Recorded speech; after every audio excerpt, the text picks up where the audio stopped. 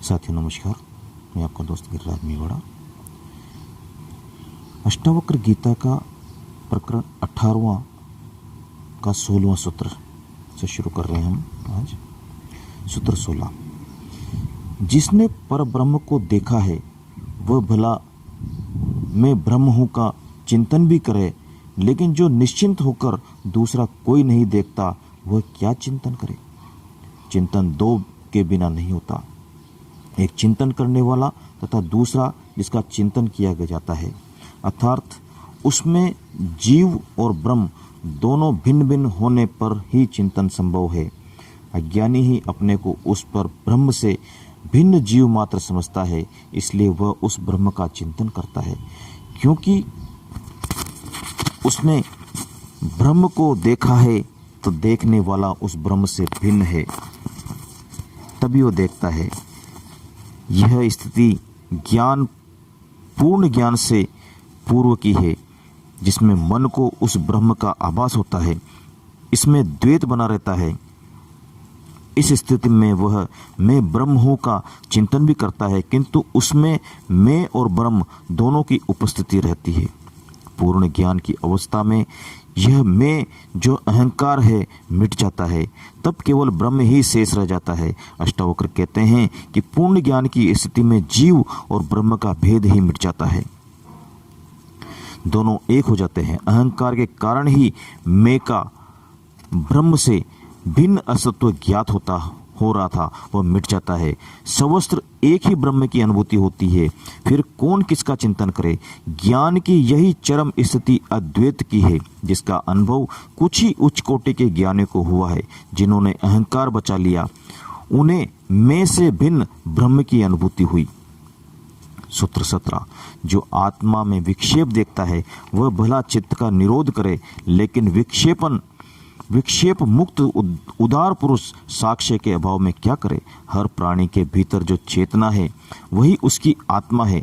इस चेतना शक्ति के कारण ही मन, इंद्रिय, शरीर आदि सक्रिय होती हैं, अपने अपने गुण धर्म के अनुसार कार्य करती हैं। यही चेतना शक्ति आत्मा है, यही ब्रह्म है, यही ईश्वर व परमात्मा है। किंतु यह आत्मा सूक्ष्म है एवं शक्ति स्वरूपा है, इसलिए इसका प्रत्यक्ष दर्शन नहीं होता। चित्त में वासनाएं हैं, जिनसे विभिन्न प्रकार के विचारों की तरंगें उठती है। इन तरंगों के कारण आत्मा का अनुभव प्रत्यक्ष रूप से सभी को नहीं होता। चित्त में विभिन्न प्रकार की वृत्तियां हैं, जिनसे आत्मा का बिंब स्पष्ट नहीं दिखाई देता। योग का सिद्धांत है कि यदि इन चित्त की वृत्तियों का निरोध कर दिया जाए तो आत्मा का अनुभव हो सकता है। इसलिए योगी आत्मज्ञान के लिए इनका निरोध करते हैं। यह निरोध साधना की अवस्था है। अष्टावक्र कहते हैं कि चित्त का निरोध तभी किया जाता है जबकि आत्मा में विक्षेप दिखाई दे। किंतु जिस पुरुष को आत्मज्ञान हो चुका, जिसका चित्त शांत एवं विक्षेप रहित हो गया, जिसमें साध्य अर्थात चित्त का ही अभाव हो गया है, वह भला क्या करे। तात्पर्य है कि आत्मज्ञान की स्थिति में केवल आत्मा ही शेष रहती है। चित्त, मन, शरीर, संसार आदि के विक्षेप ही समाप्त हो जाते हैं। फिर किसका निरोध किया जाए। चित्त आत्मा का विक्षेप ही है। जब तक चित्त है तब तक उसका निरोध करने को कहा जाता है। उसमें साधन, साध्य और साधक तीन रहते हैं। ज्ञान उपलब्ध होने पर चित्त न रहने पर साधना व्यर्थ हो जाती है। सूत्र 18, जो संसार की तरह बरतता हुआ भी संसार से भिन्न है, वह धीर पुरुष न अपनी समाधि को, न विक्षेप को और न बंधन को ही देखता है। ज्ञानी और अज्ञानी में बाहर कोई अंतर नहीं दिखाई देता, किंतु भीतर के तल पर बड़ा अंतर हो जाता है। अज्ञानी के कार्य मन, बुद्धि, अहंकार एवं वासना तृप्ति के लिए ही होते हैं। वह शरीर पोषण में ही केंद्रित रहता है, वह केवल आत्मा का ही भोग करता है। ज्ञानी भी खाता पीता है तथा अज्ञानी की भांति ही सभी बाह्य कर्म करता है, किंतु भीतर जगा हुआ रहता है। अज्ञानी भी कर्म करता है, किंतु भीतर से सोता रहता है। आत्मज्ञान को प्राप्त होकर कबीर कपड़ा बुनता रहता है, रैदास जूते सीता रहता है, सेन नाई बाल काटता रहा। बाह्य कर्मों में कोई अंतर नहीं आया। अष्टावक्र कहते हैं कि आत्मज्ञानी संसार की तरह बरतता हुआ भी संसार से भिन्न है। यह भिन्नता भीतरी है, बोध की है। ऐसा ज्ञानी धीर पुरुष मुक्त है। वह समाधि, विक्षेप और बंधनों को भी नहीं देखता, क्योंकि वह इन सब से मुक्त है। सूत्र 19। जो ज्ञानी पुरुष तृप्त है, भाव अभाव से रहित है, वासना रहित है, वह लोक दृष्टि से कर्म करता हुआ भी कुछ नहीं करता है। अहंकार वश कर्म करने वाला ही करता है। जिसका कोई अहंकार नहीं, जिसकी कोई वासना नहीं, जिसके की कोई फलाकांक्षा नहीं, कर्म करके भी कोई अपेक्षा नहीं रखता, जो भाव और अभाव की चिंता से रहित है, ऐसा व्यक्ति करता नहीं है। वह संसार में कर्म करता हुआ भी उनसे सदा अलिप्त रहता है, क्योंकि उन कर्मों से प्राप्त फलों को वह क्षणिक व असत्य समझता है। उसे जब शाश्वत सुख व आनंद की प्राप्ति हो गई है, वह अपने आत्मानंद में तृप्त है, इसलिए वह इन अनित्य भोगों के प्रति उदासीन हो जाता है। किंतु संसार की भांति वह भी कर्म करता रहता है, किंतु भीतर अछूता रहता है, इसलिए वह कर्म करता हुआ भी कुछ नहीं करता है। धीर पुरुष प्रवृत्ति तथा निवृत्ति में दुराग्रह नहीं रखता। वह जब कभी भी कुछ करने को आ पड़ता है, उसको करके सुखपूर्वक रहता है।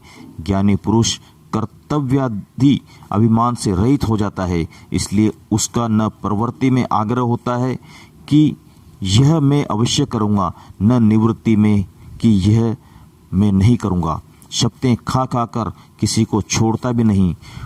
उसके सभी आग्रह एवं संकल्प समाप्त हो जाते हैं। वह अनाग्रह पूर्वक जो स्वाभाविक है कर लेता है। यदि कार्य उस पर आ पड़ता है तो वह उससे करके सुखपूर्वक रहता है। आग्रह, संकल्प, प्रवृत्ति तथा निवृत्ति, ग्रहण और त्याग भी यदि अहंकार वश किए जाते हैं तो बंधन है। स्वाभाविक रूप से करना ज्ञानी के लिए भी उपेक्षित है। ज्ञानी और अज्ञानी के कर्मों में यही भीतरी अंतर है, बाह्य अंतर नहीं होता है। कोई व्यक्ति पानी में डूब रहा है तो ज्ञानी भी उसे बचाएगा, वह अज्ञानी भी। दोनों के कार्य में कोई भिन्नता नहीं होगी, किंतु अज्ञानी भागेगा पुरस्कार पाने कि कहीं राष्ट्रपति पदक मिल जाए, कि अपनी जान जोखिम में डालकर उसने किसी के प्राण बचाए, अखबारों में खबर छप जाए, फोटो छप जाए, किंतु ज्ञानी अपना कर्तव्य निभाकर चुपचाप विदा हो जाता है। धन्यवाद लेने की भी अपेक्षा नहीं रखता।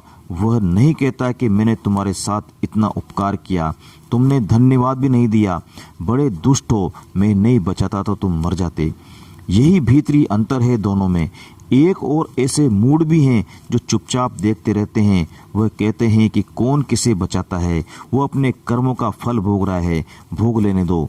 तुमने बचाया तो वह कर्मों का फल नहीं भोग सकेगा जिसका पाप तुमको लगेगा। यदि बचकर उसने किसी की हत्या कर दी तो उसका पाप तुम्हें ही लगेगा। इस प्रकार कुछ मूड दान देने में भी अपना हिसाब लगाते हैं कि क्या पता इससे वह शराब पिएगा या जुआ खेलेगा तो पाप तुम्हें भी लगेगा। ऐसी मूड मान्यताएं कई अज्ञानी बना लेते हैं। अहंकार रहित एवं स्वाभाविक रूप से फलाकांक्षा रहित होकर किया गया कर्म ही मुक्त करता है, जो स्वभाव से होता है। सूत्र 21। ज्ञानी पुरुष वासना रहित, आलंबन रहित, स्वच्छंद और बंध रहित संसार रूपी वायु से प्रेरित होकर सूक्ष्म पत्ते की भांति व्यवहार करता है। जो ज्ञान को उपलब्ध हो गया, जिसने वास्तविक स्वरूप को पहचान लिया, जिसने संपूर्ण सृष्टि आत्मवत ज्ञात होने लग गई, वह वासना रहित हो जाता है। संसार एवं मोक्ष प्राप्ति की वासना भी नहीं रहती, इसलिए वह किसी वस्तु की इच्छा नहीं करता। वह आलंबन रहित हो जाता है। सहारा असहाय को ही चाहिए। ज्ञानी असहाय नहीं रहता, वह स्वच्छंद होता है। किसी के दबाव में आकर कोई कार्य नहीं करता, बल्कि अपने विवेक से करता है।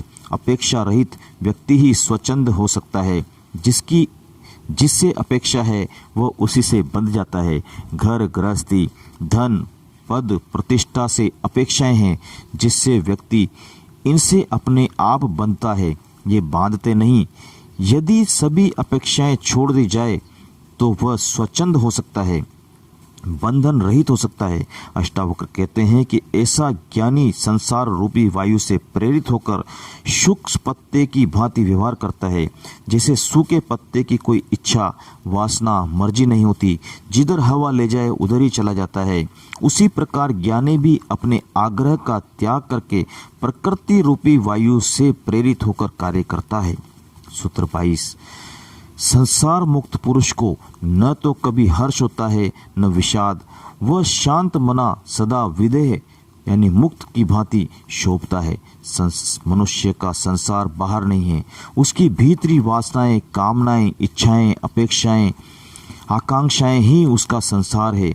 इन्हीं से वह बाहरी संसार को देखता है तथा इन्हीं के कारण उसे हर्ष विषाद का अनुभव होता है।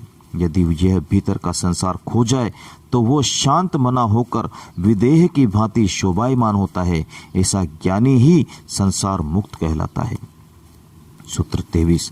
आत्मा में रमण करने वाले और शीतल तथा निर्मल चित्त वाले धीर पुरुष की न कहीं त्याग की इच्छा है न कहीं ग्रहण की आशा है।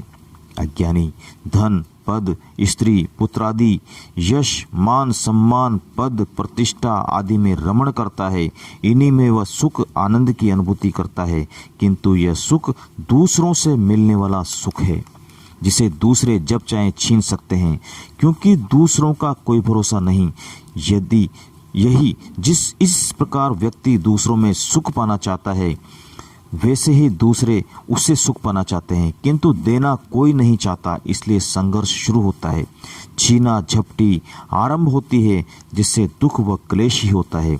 दूसरों के द्वारा दिए गए सुख पर आधारित होना ही गुलामी है। व्यक्ति सुख की चाह में उससे बंध जाता है। इसलिए ज्ञानी ऐसे सुख को असत्य एवं बंधन कहते हैं, जो छीना जा सकता है।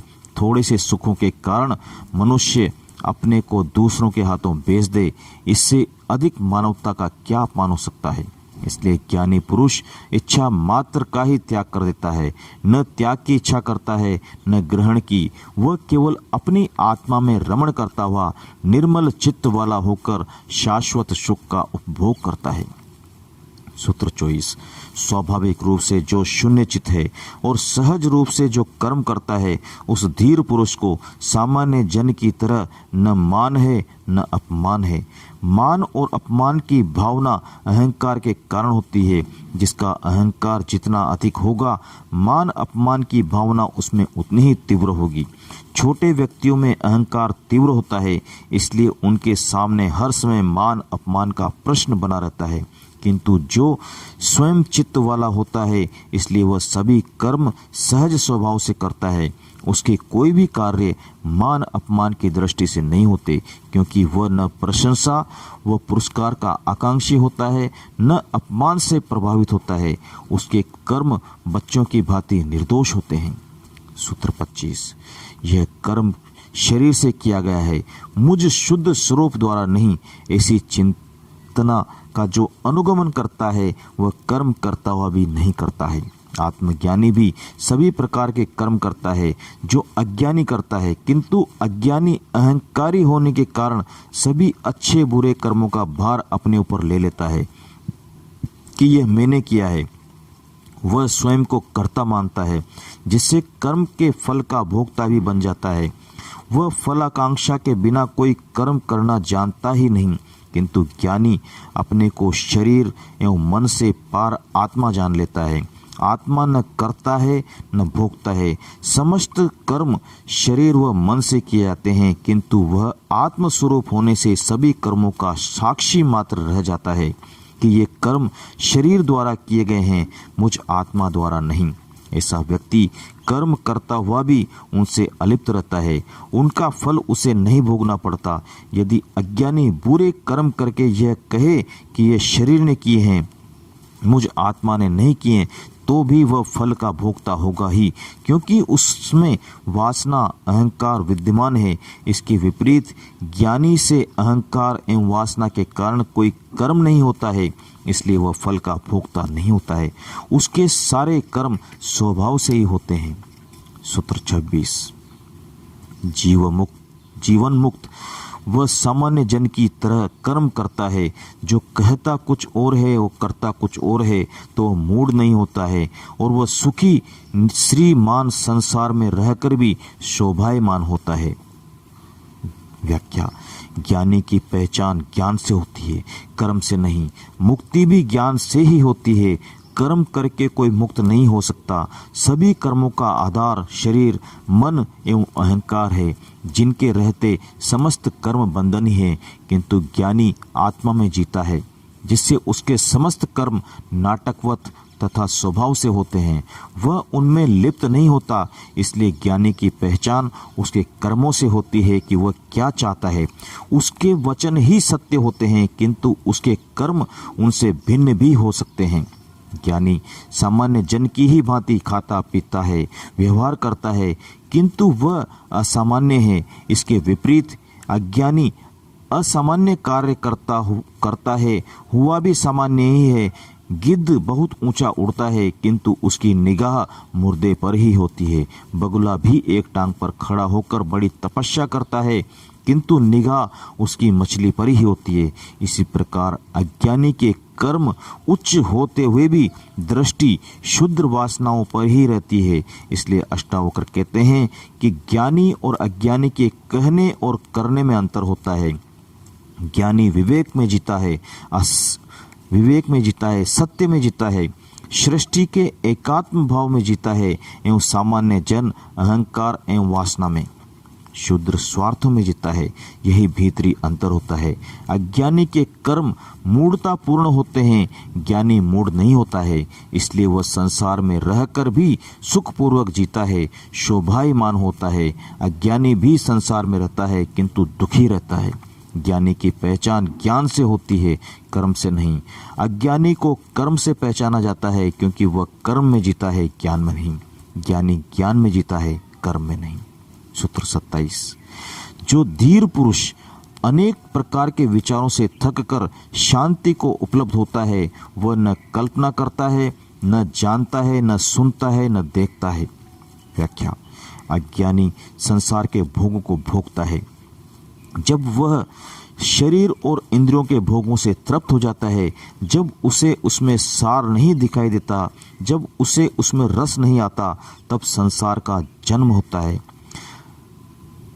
तब संन्यास का जन्म होता है। संन्यास संसार के अनुभवों का सार निचोड़ है, उसकी निष्प्रति है। ऐसा संन्यास ही वास्तविक है। संसार के अनुभवों को प्राप्त किए बिना जो संन्यास लेता है, वो थोपा हुआ है, कच्चा है, कभी डगमगा सकता है। संन्यास लिया नहीं जाता, होता है।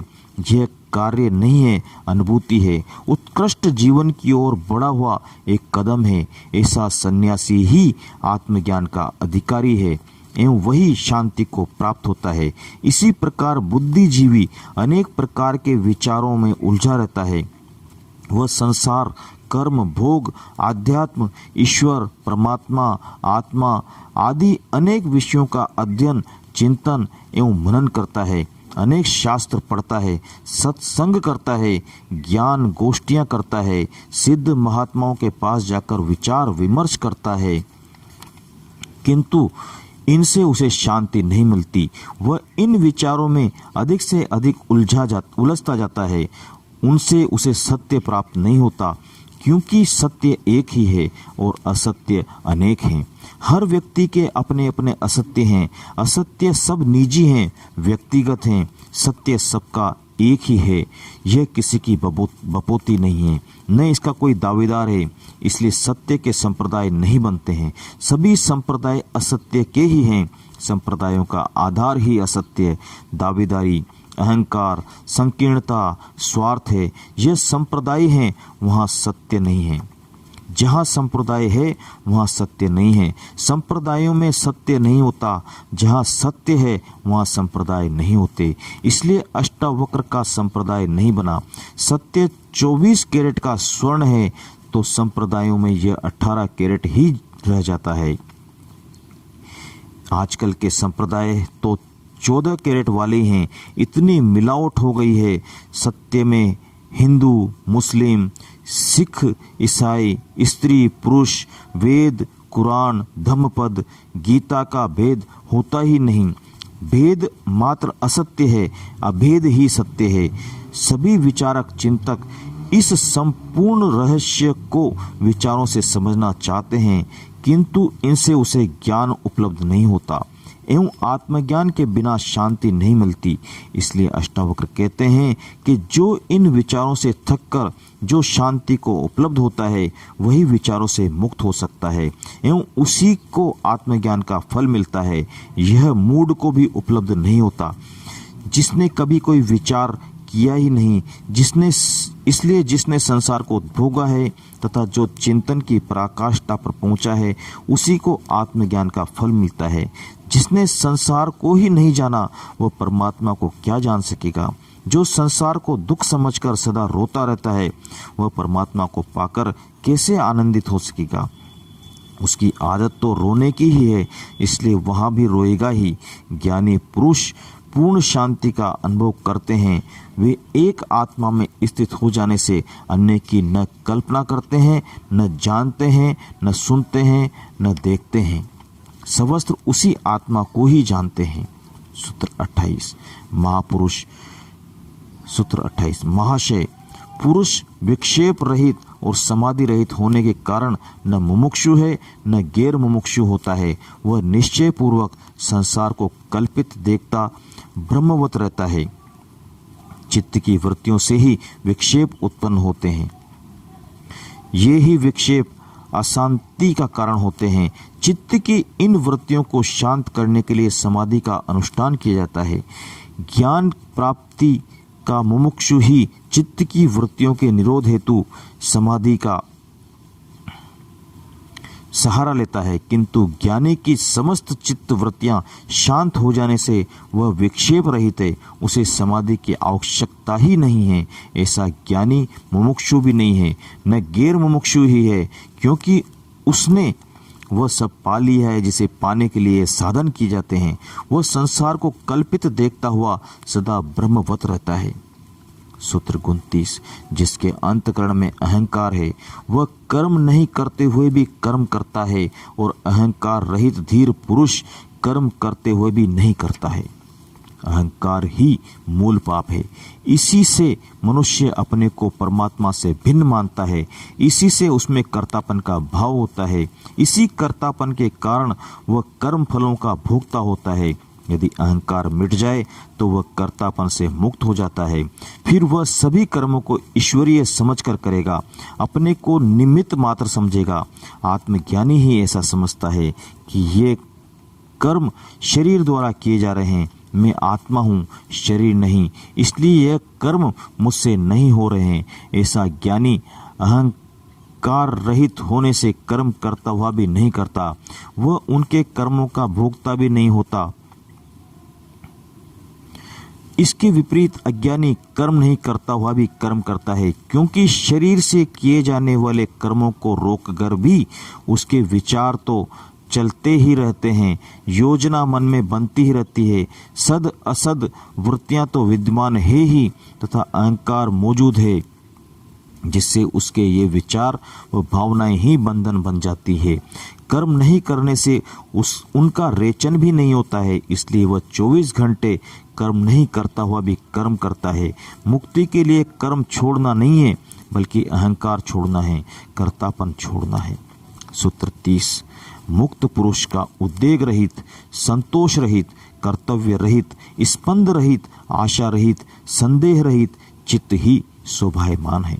व्याख्या मुक्त पुरुष का चित्त संपूर्ण शांत, मुक्त पुरुष का चित्त पूर्णतः शांत हो जाता है, सभी प्रकार के द्वंद्वों से रहित हो जाता है, जिससे वह उद्योग रहित, संतोष रहित, कर्तव्य रहित, आशा रहित और संदेह रहित हो जाता है। अब उसके सारे कार्य निश्चित, विवेकपूर्ण एवं स्वभावानुकूल होते हैं। अहंकार एवं चित्त की वृत्तियों के आवेश में अगर कोई कर्म नहीं करता, वह सभी कार्य करता हुआ भी अलिप्त अछूता रहता है। ऐसा ज्ञानी ही शोभायमान होता है। सूत्र 31 मुक्त पुरुष का चित्त ध्यान या चेष्टा में प्रवृत्त नहीं होता है, लेकिन वह निमित्त या हेतु के बिना ध्यान करता है और कर्म करता है। करने का भाव अहंकार मात्र है। अहंकार ही पहले उद्देश्य निश्चित करता है, फिर कर्म में प्रवृत्त होता है। अहंकार निरुद्देश्य कर्म ही नहीं करता, उसे फल चाहिए जिससे उसकी वासना की तृप्ति हो सके। बिना फल की आकांक्षा के किया गया कर्म वह निरर्थक मानता है, उसका इसके लिए कोई मूल्य ही नहीं है। वह कहता है कि जिस कर्म से पैसा न मिले, सुख न मिले, आनंद न मिले, वह भी कोई कर्म है। समय बर्बाद करना है। वह जीवन का मूल्य ही पैसे में, मान सम्मान प्रतिष्ठा में आंकता है। यह मिल गया तो जीवन धन्य हो गया। मरने पर यदि शव यात्रा में 1000 आदमी शामिल हो गए तो जीवन सफल है। यदि अकेला मर गया तो कहता है वह कुत्ते की मौत मरा। यदि 5000 आदमियों पर मृत्यु भोज हो जाए तो कहते हैं स्वर्ग गया, अन्यथा कहता है कि वह शमशान में लौट रहा है। अज्ञानी ने अपने मूल्य बना लिए हैं, वह सबको इन्हीं मूल्यों से आंकता है। इसी प्रकार अज्ञानी सब कुछ चेष्टा में ही प्राप्त करना चाहता है। चेष्टा मात्र अहंकार के कारण होती है, जिसके पीछे उद्देश्य होता है। वह किसी निमित्त को ध्यान में रखकर ही चेष्टा करता है, बिना हेतु अथवा निमित्त में ध्यान भी नहीं करता। किंतु ज्ञानी पुरुष का चित्त किसी ध्यान या चेष्टा में प्रवृत्त नहीं होता, क्योंकि उसे फल प्राप्ति की कोई इच्छा नहीं है। वह ध्यान भी करता है या कर्म भी करता है तो चेष्टा रहित, श्रम रहित, बिना किसी निमित्त या हेतु के स्वभाव से करता है। सूत्र 32। मंद बुद्धि यथार्थ तत्व को सुनकर मूढ़ता को ही प्राप्त होता है, लेकिन कोई ज्ञानी मूढ़वत होकर संकोच या समाधि को प्राप्त होता है। मंद बुद्धि वह है जो केवल क्षुद्र वासनाओं से ही ग्रस्त है, जिसको अपने निजी स्वार्थों के अलावा कुछ दिखाई नहीं देता, जो केवल शरीर पोषण में ही लगा रहता है, जो इंद्रिय भोगों के अतिरिक्त किसी में रुचि नहीं लेता। ऐसे संकीर्ण मनोवृत्ति वाले को यदि यथार्थ तत्व का बोध कराया जाए तो वह उसे सुनकर मूढ़ता को ही प्राप्त होता है। यह तत्व बोध अति सूक्ष्म का विवेचन है, जिसे स्थूल बुद्धि वाला कैसे समझ सकता है। जिसका चित्त वासनाग्रस्त है, अहंकार युक्त है, तृष्णा कामना वाला है, वह इस तत्वबोध को पाकर भी इसे विकृत कर देगा। जिसे जहर में अमृत मिलाने पर वह अमृत भी जहर हो जाता है, किंतु इसके विपरीत ज्ञानी मूढ़वत दिखाई देने पर भी रह स्वचेतना को पहचान कर समाधि को उपलब्ध हो जाता है। ज्ञानी बाहर मूढ़वत व्यवहार इसलिए करता है कि उसके कार्य में बाधा उपस्थित न हो, तथा अपनी अनुभूति को सही रूप से वह प्रकट कर नहीं सकता, न उसे करना ही चाहिए, क्योंकि इस ज्ञान प्रदर्शन से भी अहंकार बढ़ता है। 33। अज्ञानी चित्त की एकाग्रता अथवा निरोध का बहुत अभ्यास करता है, लेकिन धीर पुरुष सोए हुए व्यक्ति की तरह अपने स्वभाव में स्थिर रहकर कुछ करने योग्य नहीं देखता। आत्मज्ञान के लिए कुछ करना नहीं पड़ता, करके आज तक कोई आत्मज्ञान को उपलब्ध नहीं हुआ। बुद्ध ने 6 वर्ष खूब किया किंतु मिला कुछ नहीं, किंतु जब सब करना छोड़ा तब मिला। मिलने में समय भी नहीं लगता, एक क्षण में मिलता है, जैसे जनक को मिला, बुद्ध को मिला, अन्य सबको इसी भांति मिला। करने से मिलता है, यही सबसे बड़ी भ्रांति है। ज्ञान प्राप्ति के लिए कुछ करना नहीं पड़ता, केवल जाग कर देखना मात्र है। सजगता एवं बोध मात्र पर्याप्त है। जिससे खोया नहीं उसे ढूंढना कैसा, जो भीतर मौजूद है उसकी तलाश कैसी, जो हमारा स्वभाव है उसके लिए क्या प्रयत्न करना। किंतु सारा प्रयत्न होता है अंतःकरण की शुद्धि के लिए। जब तक चित्त निर्मल नहीं होता आत्मा का आभास नहीं हो सकता। इसलिए अज्ञानी जन चित्त की एकाग्रता के लिए अथवा चित्त वृत्तियों के निरोध के लिए विभिन्न साधनाएं करते हैं। उनका बार बार अभ्यास करते हैं, उसका बार बार अभ्यास करते हैं, क्योंकि मन बड़ा चंचल है, बार बार पकड़कर ठिकाने लगाते हैं, किंतु वासनाग्रस्त होने से वह बार बार विषयों की ओर भाग जाता है। विषयों की ओर भागने से उसे रोक देने में ही समय लगता है, इसके बाद कोई समय नहीं लगता। इसलिए अष्टावक्र कहते हैं कि अज्ञानी चित्त की एकाग्रता अथवा निरोध के लिए बहुत बहुत अभ्यास करता है, किंतु जिसकी चित्त की समस्त वृत्तियां शांत हो चुकी है उसे कुछ भी अभ्यास नहीं करना पड़ता। वह सोए हुए व्यक्ति की भांति केवल अपने स्वभाव में स्थित रहता है, क्योंकि आत्मा में स्थित हो जाने पर फिर उसके लिए करने योग्य कुछ शेष रहता ही नहीं। सूत्र 34।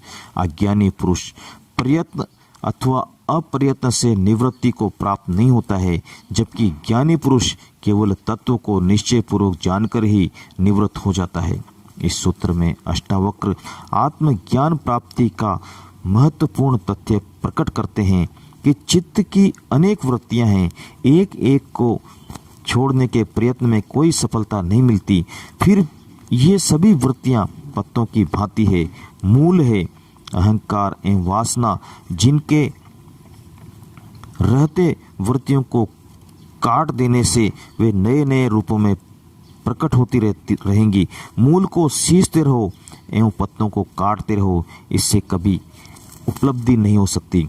इसलिए अष्टावक्र कहते हैं कि अज्ञानी पुरुष चाहे कितनी भी साधना क्यों न करे, कितना ही प्रयत्न क्यों न करे, कभी भी निवृत्ति को प्राप्त नहीं होता। उसकी वृत्तियां शांत नहीं होती, क्योंकि भीतर अहंकार एवं वासना मौजूद है। इसके विपरीत ज्ञानी आत्म तत्व को निश्चय पूर्वक जानकर ही निवृत्त हो जाता है। उसकी सभी वृत्तियां शांत हो जाती है, प्रयत्न नहीं करना पड़ता, कोई साधना नहीं करनी पड़ती। सूत्र 35। इस संसार में अभ्यास परायण पुरुष उस आत्मा को नहीं जान पाते जो शुद्ध, बुद्ध, प्रिय, पूर्ण, प्रपंच रहित और दुख रहित है। आत्मशुद्धि है, आत्मशुद्ध है, वह निखालिस है, उसमें विकृति नहीं है, वह बोध स्वरूप है, स्वयं ज्ञान है। उसको जानने के लिए बाहरी ज्ञान की आवश्यकता नहीं है। वह प्रिय है, पूर्ण है, प्रपंच रहित है और दुख रहित है। ऐसी आत्मा हमारा स्वभाव है। हमने भूल से शरीर, मन, अहंकार आदि को हमारा स्वभाव मान लिया है, जो भ्रांति मात्र है। आत्मा को जानने के लिए इस भ्रांति को मिटाना मात्र है और कोई अभ्यास काम नहीं आता। संसार में जो लोग अभ्यास परायण होकर आत्मा को जानना चाहते हैं, वे उसे कभी नहीं जान सकते। अभ्यास से अहंकार बढ़ता है, चित्त की वृत्तियां शांत होने के बजाय और विद्रोह करती है। संसार का आकर्षण ही ऐसा है कि वो मन को बाहर की ओर ही ले जाता है। अभ्यास से वृत्तियां और दृढ़ हो जाती है, जिससे यह अभ्यास भी बंधन बन जाता है। आत्मज्ञान तो भ्रांति के मिटने से ही होता है। सभी अभ्यास छोड़ने से चित्त की शांत अवस्था में ही उसकी अनुभूति होती है। सूत्र 36। अज्ञानी पुरुष अभ्यास रूपी कर्म से मोक्ष को नहीं प्राप्त होता है, जबकि क्रिया रहित ज्ञानी पुरुष केवल ज्ञान के द्वारा मुक्त हुआ स्थिर रहता है। आत्मा हमारा स्वभाव है, उसे जानना मात्र है। जिसने आत्मा को जान लिया उसने ब्रह्म को जान लिया, वह शुद्ध बुद्ध हो गया। फिर करना कुछ शेष नहीं है, सभी भ्रांतियां मिट जाती है, सभी बंधन टूट जाते हैं, यही मुक्ति है।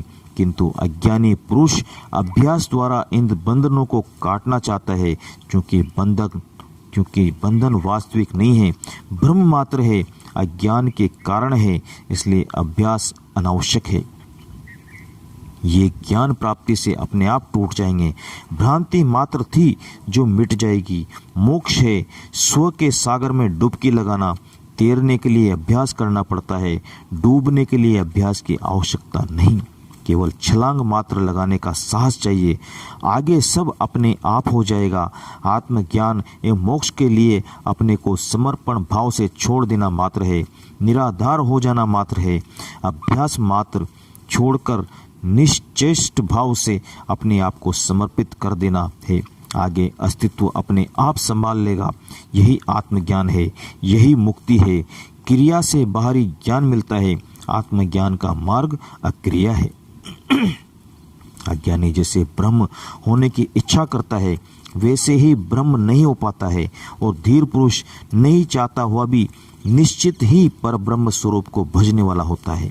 अष्टावक्र कहते हैं कि जिस प्रकार एक सिंह का बच्चा भेड़ों के समूह में पलकर अपने को भेड़ ही समझने लगता है, उसे भ्रांति हो जाती है कि मैं तो भेड़ ही हूँ, किंतु जब वह अपना चेहरा देख लेता है, जब उसे रक्त का स्वाद आ जाता है, तो उसकी भेड़ होने की भ्रांति मिट जाती है, उसका सिंहस्थ जाग उठता है।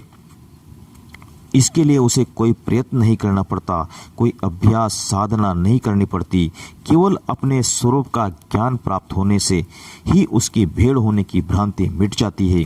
उसी प्रकार ज्ञानी को अपना स्वरूप मात्र जान लेने से समस्त भ्रांतियां मिट जाती है एवं वह स्वयं ब्रह्मा हो जाता है। इसलिए जीव ब्रह्म बनता नहीं है, वह ब्रह्म ही है जिसे जान लेता है। यदि सिंह भेड़ ही होता तो लाख योगाभ्यास एवं साधना करने पर भी वह सिंह भेड़ नहीं बन सकता था। भेड़ यदि जीवन भर सिंह बनने की इच्छा करे तो भी वह सिंह हो नहीं सकती। अष्टावक्र यही कहते हैं कि अज्ञानी यदि ब्रह्म होने की इच्छा करता है तो भी वह ब्रह्म नहीं हो सकता। यदि वह ब्रह्म नहीं है तो इच्छा करने से वह ब्रह्म कभी नहीं हो सकता, किंतु वह ब्रह्म ही है, इसलिए अपने स्वरूप को जान लेने मात्र से ब्रह्म हो जाता है। साधना अभ्यास नहीं करना पड़ता, केवल निश्चय पूर्वक जान लेने से भ्रांति मिट जाती है। इच्छा नहीं, निश्चय आवश्यक है। सूत्र 38। इस आधार रहित दुराग्रह युक्त संसार का पोषक अज्ञानी पुरुष ही है। इस अनर्थ के मूल का संसार का मूलाच्छेद ज्ञानियों द्वारा किया गया है। संसार का अर्थ इस भौतिक जगत से नहीं है, बल्कि हमने अपने विचारों, वासनाओं, कामनाओं के कारण जो राग, द्वेष, ईर्ष्या, घृणा, निंदा, हिंसा, अहिंसा, तृष्णा, मोह आदि का संसार निर्मित किया है, वह आधार रहित है। इसका कोई ठोस शाश्वत आधार नहीं है। यह सब भ्रम पूर्ण है, माया है, दुराग्रह युक्त है। हमारे झूठे आग्रहों से ही संसार में सुख, दुख, हर्ष, विषाद का अनुभव होता है। यदि सारे दुराग्रह एवं पूर्वाग्रह शांत हो जाएं, तो संसार में भी शांति का अनुभव हो सकता है। हमारे दुराग्रह के कारण ही संसार अनर्थ का मूल बन जाता है। इसमें कुछ भी अर्थ ज्ञात नहीं होता, निष्प्रयोजन हो जाता है। इसका मूलच्छेद ज्ञानी ही अपने ज्ञान से करते हैं, क्योंकि उसी को इसकी वास्तविकता का पता चलता है। इसलिए ज्ञानी ही इसे अनर्थ का मूल समझकर इससे संबंध विच्छेद करके आत्मा से अपना संबंध जोड़कर सुख एवं शांति का अनुभव करता है, जबकि अज्ञानी इस ज्ञान से अपरिचित रहने से वह इस आधारहीन एवं अनर्थ मूलक संसार का ही पोषण करता है। आत्मानंद के अभाव में वह विषयानंद को ही सुख मानता है, किंतु आत्मानंद प्राप्त होने पर वह विषयानंद को हे समझकर छोड़ देता है। सूत्र 39। अज्ञानी जैसे शांत होने की इच्छा करता है वैसे ही वह शांति को नहीं प्राप्त होता, किंतु धीर पुरुष तत्व को जानकर सदैव शांत मन वाला है। शांति प्रयत्न से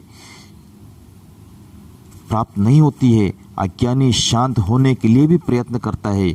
शांत होने की इच्छा करने से भी चित्त में तरंगें उठती हैं, जिससे नई अशांति पैदा होती है। चित्त का विक्षेप रहित हो जाना ही शांत होना है। जिसका चित्त समस्त विक्षेपों से रहित हो गया है, उसी को आत्मज्ञान का अनुभव होता है, एवं वही इस आत्म तत्व को निश्चय पूर्वक जानकर ही सदैव शांत मन वाला होता है। द्वंद्व से रहित होना, समभाव में स्थित हो जाना एवं सर्वत्र उस एक आत्मा के अनुभव के बिना शांति नहीं मिल सकती। इच्छा करना ही अशांति का कारण है। सूत्र 40। उसको आत्मा का दर्शन कहाँ है जो दृश्य का अवलंबन करता है। धीर पुरुष दृश्य को नहीं देखते, वे अविनाशी आत्मा को देखते हैं। अज्ञानी पदार्थ को ही देखता है, उसके अंदर छिपी आत्मा को नहीं देख सकता।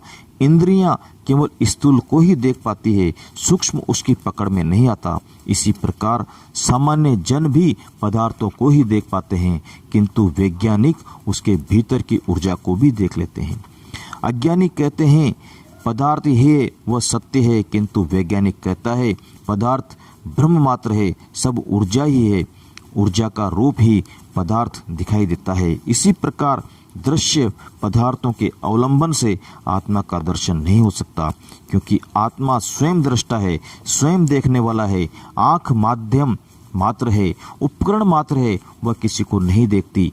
न मन देखता है न मस्तिष्क, सभी उपकरण हैं, दृष्टा केवल आत्मा है। इसलिए ज्ञानी पुरुष दृश्य पदार्थों को नहीं देखते, बल्कि उस अविनाशी आत्मा को ही देखते हैं जिससे सारा जगत दृश्यमान होता है। अज्ञानी ही दृश्य पदार्थों को देखते हैं, इस दृष्टा का ज्ञान ही धर्म है। सूत्र 41। जो हठ पूर्वक चित्त का निरोध करता है, उस अज्ञानी को कहाँ चित्त का निरोध है। स्वयं में रमण करने वाले धीर पुरुष के लिए यह चित्त का निरोध स्वाभाविक है। करना मात्र मन से होता है। बुरा कर्म यदि मन से होता है तो अच्छा भी मन से ही होता है। भोग यदि मन से होता है तो त्याग भी मन से ही होता है। संसार की अभिलाषा यदि मन की है तो मोक्ष की अभिलाषा भी मन की ही है। जब तक मन है तब तक शांति नहीं है। मन का भोजन ही कर्म है, बिना कर्म के वह रह ही नहीं सकता। इसलिए अष्टावक्र कहते हैं कि जो हठ पूर्वक चित्त का निरोध करते हैं, यह भी मन ही के कारण है, जिससे कभी चित्त का निरोध नहीं हो सकता, बल्कि मन और मजबूत होता है, अहंकार और दृढ़ होता है। इसलिए अज्ञानी को कभी शांति नहीं मिल सकती, किंतु वह ज्ञानी जिसने आत्मा को जान लिया है, जो सदा आत्मा में ही रमण करने वाला है, वही शांति को प्राप्त होता है। उसके चित्त का निरोध स्वाभाविक रूप से हो जाता है। हठ पूर्वक जबरदस्ती करना नहीं पड़ता। आत्मज्ञान से ही वृत्तियां शांत होती है, करने से नहीं होती है। सूत्र 42। कोई भाव को मानने वाला है और कोई कुछ भी नहीं है ऐसा मानने वाला है, वैसे ही कोई दोनों को मानने वाला है, वैसे ही कोई दोनों को नहीं मानने वाला है, और वही स्वस्थ चित्त है। व्याख्या। कुछ लोग ईश्वर को भाव रूप में मानते हैं, कुछ उसे अभाव रूप केवल शून्य मानते हैं। आस्तिक कहता है परमात्मा है तो नास्तिक कहता है परमात्मा नहीं है, किंतु अष्टावक्र कहते हैं कि दोनों ही अज्ञानी हैं। उनकी यह मान्यता बौद्धिक है, कल्पना मात्र है, जाना दोनों ने नहीं है, दोनों रूढ़िवादी हैं, परंपरावादी हैं। परमात्मा इतना विराट है कि वह न शुद्र बुद्धि के घेरे में समाता है, कि वह शुद्र बुद्धि के घेरे में समाता ही नहीं। न बुद्धि उसको जान सकती है, न वाणी उसका वर्णन कर सकती है। परमात्मा है नहीं है कहना मन की ही घोषणाएं हैं। जिसने जाना नहीं और कहते हैं वे अज्ञानी ही हैं। जिसने जान लिया वह मौन हो जाता है, क्योंकि उसे कहना कठिन है। इसलिए ज्ञानी न तो यह कहता है कि परमात्मा है, न कहता है कि वह नहीं है। वह दोनों में तटस्थ रहता है, निरपेक्ष एवं आग्रह पूर्ण वक्तव्य नहीं देता कि वह है या नहीं। ऐसा व्यक्ति ही स्वस्थ चित्त एवं परम शांति को प्राप्त होता है। कहने से विवाद ही पैदा होता है। तर्क से परमात्मा को न सिद्ध किया जा सकता है न असिद्ध। सूत्र 43। कुबुद्धि पुरुष शुद्ध अद्वैत आत्मा की भावना करते हैं, लेकिन मोहवश उसे नहीं जानते हैं, इसलिए जीवन भर सुख रहित रहते हैं। सुख तो ज्ञान का ही फल है, अज्ञानी को सुख कहाँ।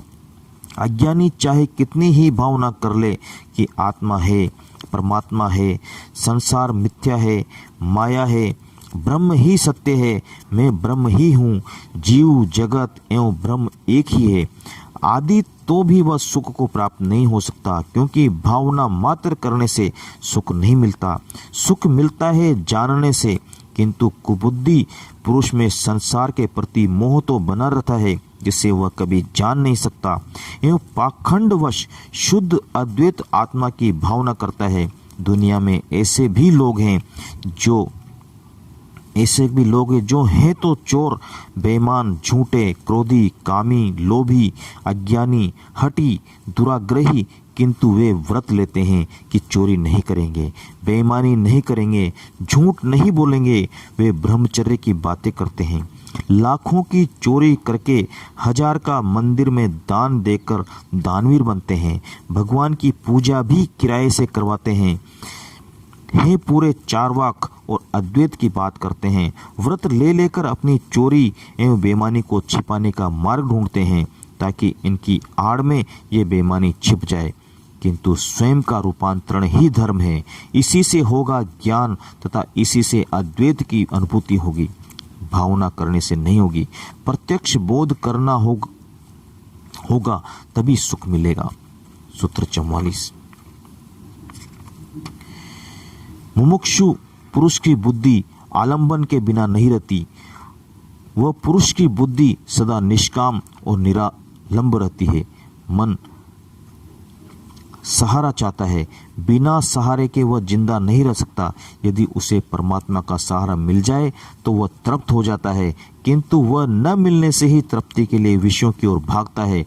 बुद्धि भी आलंबन चाहती है, बिना आलंबन के सोच विचार संभव नहीं है। इसलिए मुमुक्षु व्यक्ति भी पूजा पाठ, यज्ञ, पंडित, शास्त्र, मंदिर, परमात्मा आदि का सहारा लेकर चलता है, किंतु अष्टावक्र कहते हैं कि जब तक कोई सहारा है, चाहे वह परमात्मा का ही हो, तब तक मुक्ति नहीं है। वह सहारा भी बंधन है। उद्देश्य प्राप्ति के बाद सभी सहारे, सभी आलंबन छोड़ देने पड़ते हैं, तभी व्यक्ति निष्काम और निरालंब होता है।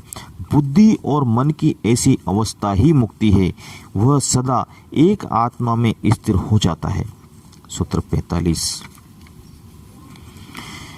विषय रूपी बाघ को देखकर भयभीत हुआ मनुष्य शरण की खोज में शीघ्र ही चित्त के निरोध और एकाग्रता की सिद्धि के लिए पहाड़ की गुफा में प्रवेश करता है। विषयों से संसारी भयभीत नहीं होता है, वह तो इन्हें भोग लेता है। ये विषय चाहे क्षणिक आनंद ही देते हों, किंतु व्यक्ति इन्हें भोग कर तृप्ति का अनुभव कर लेता है।